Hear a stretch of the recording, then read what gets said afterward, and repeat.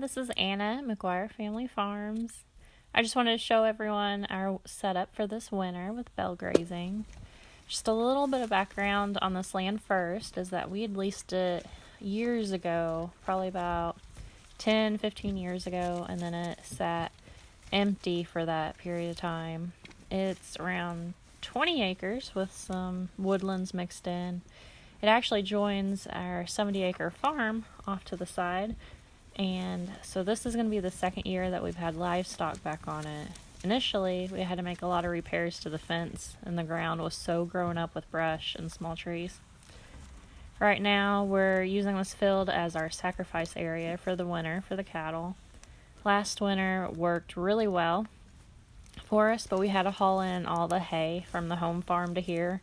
So it seemed like every day we were having to go out and start the tractor in the cold, haul a few bales of hay, and that's just a couple miles down the road, but it really adds up for each bale that you're bringing down. So this year we ended up getting smart. There's 7 round bales in each row, and we started with 14 rows. If we have a mild winter, we're planning on having enough hay out until April 1st. I doubt we'll make it all the way to April 1st, but it's okay. We've got a whole barn full of hay that's stored inside, so we'll be good to go there. The net wrap has already been removed on all these bales. Right now, the 4th day of January, we're now feeding the 3rd row of bales. The past 2 days rained around 3 inches, so it got really muddy. It's definitely not ideal to have your cattle standing in the mud, and you'd want to move them before it gets to how muddy it is here in this video. So the first few rows are in a low-lying area, and I think as we keep moving over the field, that issue should clear up, and it won't be as muddy right there.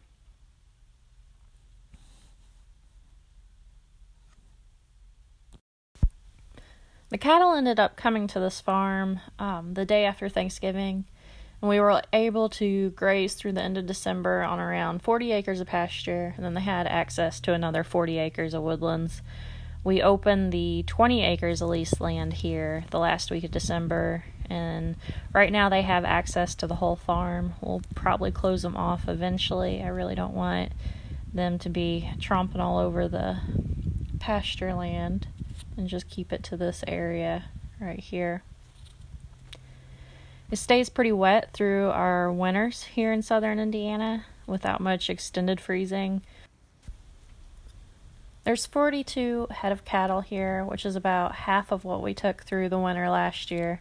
We sold quite a few for breeding stock, and of course for grass-fed beef. Most of these now are heifers, and only a couple mature cows left.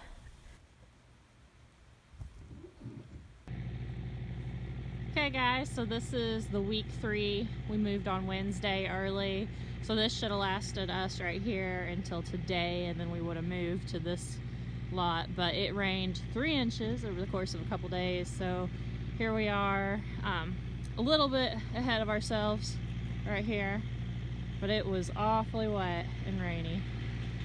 So this should last us another day or two, and then we'll move again.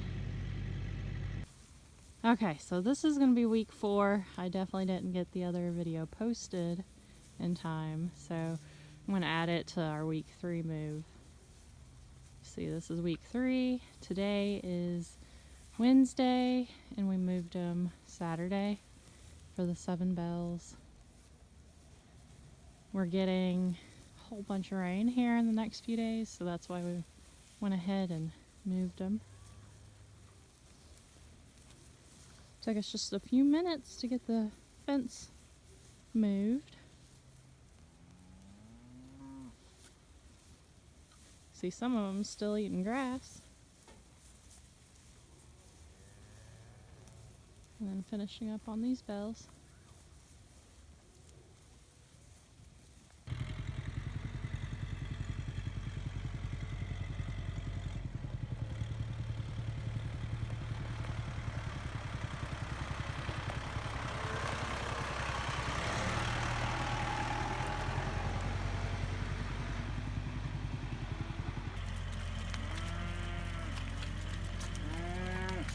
We're catching a couple steers so that we can go to the stockyards with them this week. And it looks like I've got them all here in this group. Okay guys, look at this clover. The 1st of January, we're seeing clover for the first time in this field. And remember, this is an area that's not been grazed 10, 15 years. And we're seeing clover come back for the first time. It's pretty exciting. These shelters don't even have tires on them. That is hilarious. Trying to get these cattle out of mud.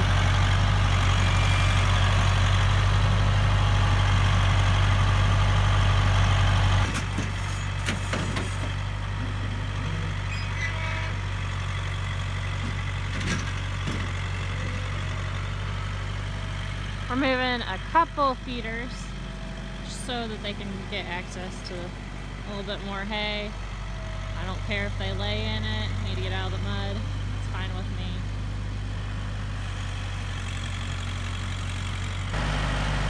Okay, so here's a change. Dad said we're gonna go ahead and move. He thinks the hay is just too wet. That's fine with me.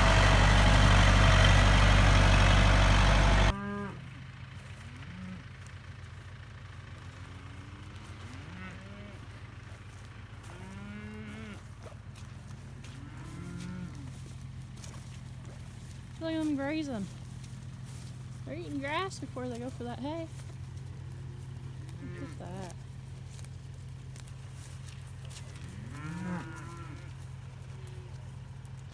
So these two ended up weighing 500 and 550. So we're good.